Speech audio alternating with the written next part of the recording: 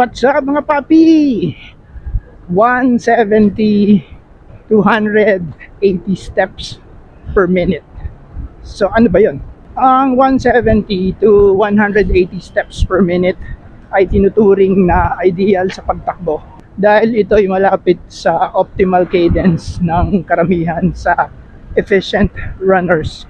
Kapag mas mataas ang cadence, mas maikli ang stride at mas konti ang impact sa tuhod at balakang, kaya nababawasan ang injury risk.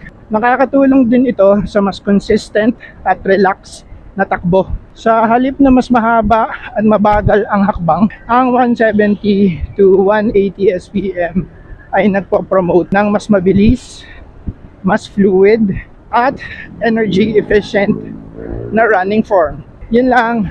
Happy Wednesday! Nakasilip kami ng pagkakataon tumakbo, tumigil yung ulan.